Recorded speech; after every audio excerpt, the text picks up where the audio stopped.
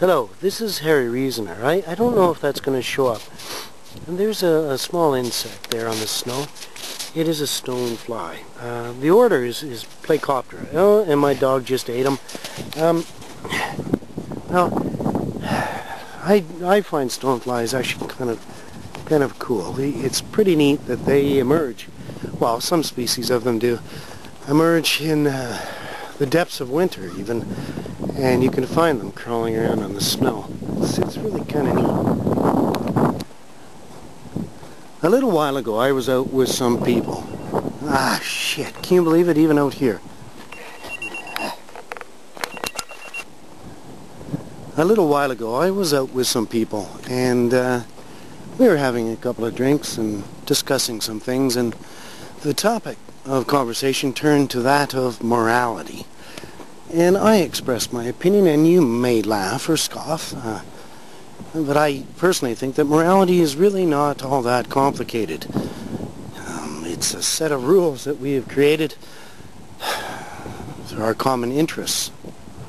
They're the rules that we need to follow in order to have a society that provides us with security and our ability to pursue happiness.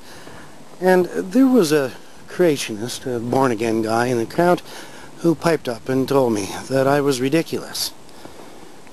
Humans can't be the author of their own morality, he said. That can only come from God.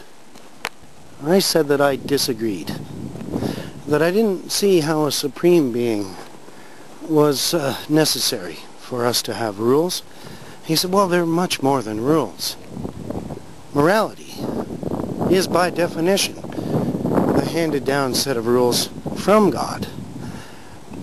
And I said, well, you mean from your God? And he said, well, yes, of course. He went on to say that it was just crazy for humans to think that they could write their own rules. I mean, humans are fickle beings.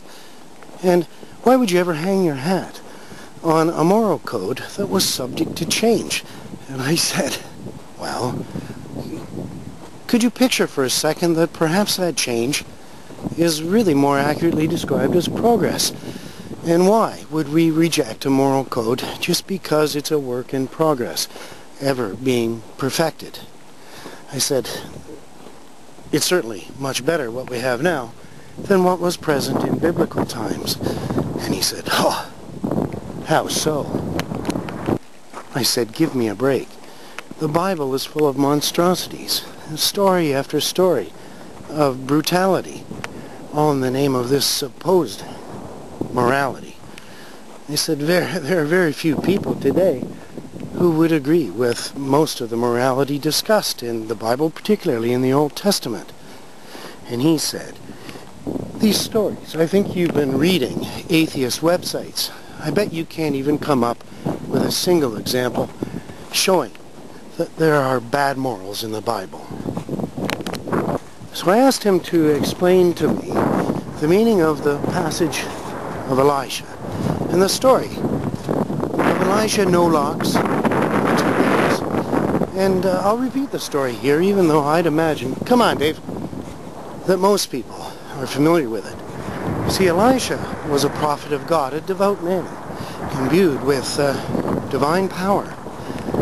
He was a full card-carrying, dues-paying prophet. And one day he was out for a walk when a bunch of children came up to him and started teasing him because of his bald head. And Elijah got pissed and cursed them. And to avenge Elijah's wounded pride, God sent 2 she-bears out of the forest who proceeded to kill 42 of the children. And I said to this creationist, that doesn't seem too moral to me. Well, the answer came back to me completely without hesitation.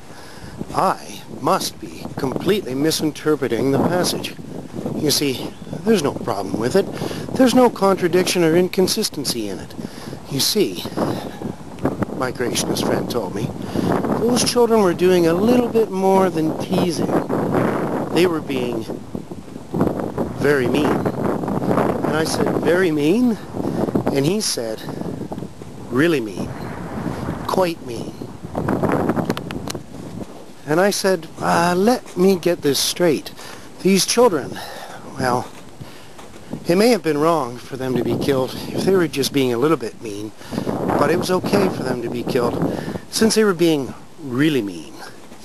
And he said, well, listen, they had to be taught a lesson. And I said, well, they certainly were. I doubt very much that they ever teased a bald man ever again. And he said, look, you're completely misinterpreting the passage. And I said, how so? And he said, well, look, there were 200 children. And God sent 2 bears. I said, what's your point? And he said, well, there's no way that 2 bears could kill 200 children. While those 2 bears were killing the 42, all the other children were free to run away. And I said, you know, I'm not really sure the point you're trying to make. And he rolled his eyes and he said, well, it's obvious, isn't it? There were 200 children. Only 42 of them were killed. God could have sent more bears. And I said, I still don't see your point. And he said, you really are dense, aren't you, Harry? If ever there was a passage anywhere showing that God is just, fair, and merciful, it's that passage. He could have sent a whole bunch of bears. And to which I said, gee, I guess you're right. And I went home. Did you get all those rocks today? Very impressive. Go get more. Go get some rocks. Come on. Go get rocks.